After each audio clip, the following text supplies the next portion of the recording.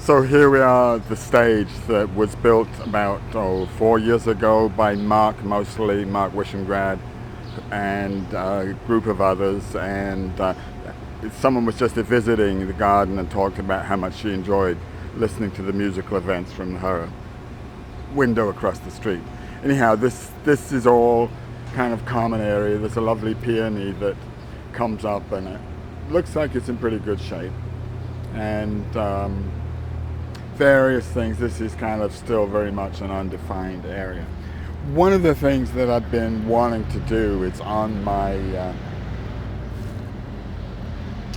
list is to identify the plants. My mother would have known every single one, both in English and by the botanical names. And I want to make a map. I think it would be really interesting and tie it in with the videos and the photos of all the different species that are here and where they're from and whatever. This is a kind of undefined corner patch that I'm not sure belongs to anybody in particular.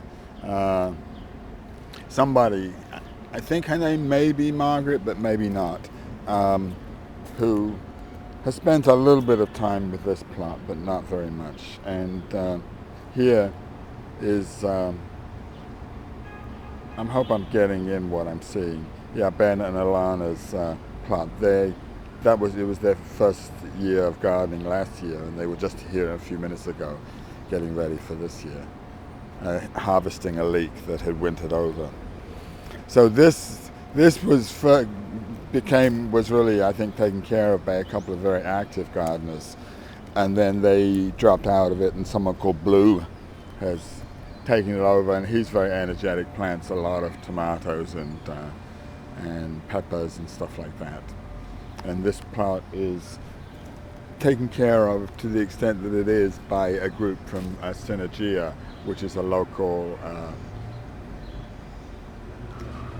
I don't know exactly, day center kind of thing, program.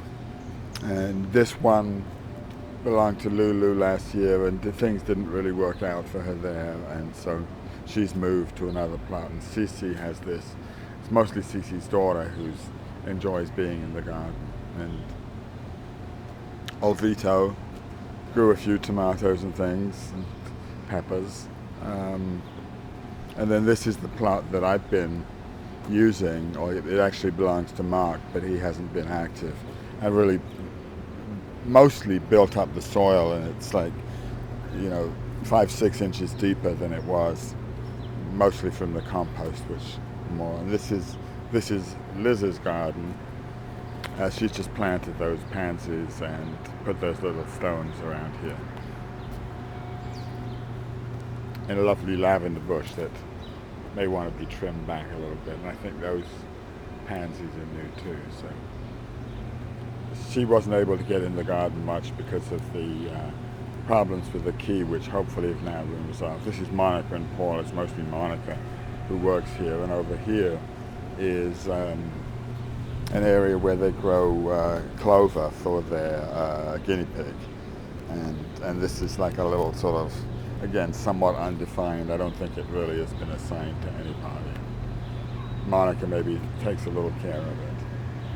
So where are we? Here, this plot, and this is the famous fig tree, which is the highlight of last year's garden, at least for me.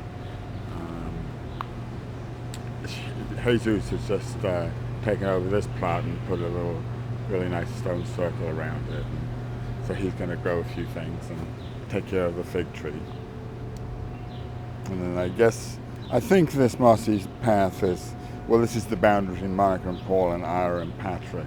And they haven't done much with their lot, but I've been keeping things tidy and mostly focusing on the moss patch, which it's a very relaxing, meditative thing to just pick all the little bits and pieces off and pull out the weeds, the plants that don't belong.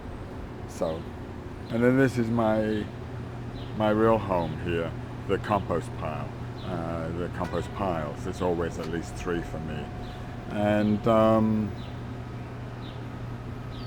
how I got involved with the garden to begin with, and where the sort of focal point of my energy is, that's always been my passion for composting and we bring food in from our kitchen, and plenty of it, and a few other neighbors have contributed, and then I just had it growing without any kind of containers, and I was satisfied that it was fine. Some people were concerned that there were rats. There were rats at that time for other reasons, but now we have them. You can't even see it here now, but maybe later I'll show, in 3 essentially galvanized garbage cans. Yeah, you can see a little peeking through there, I think.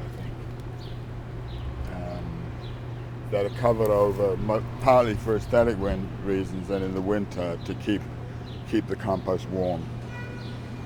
So this is a kind of commons area that nobody really takes care of that much. And this plants haven't been taken care of much recently. The hyacinths, I think they must have been here for quite a few years, but they're welcome.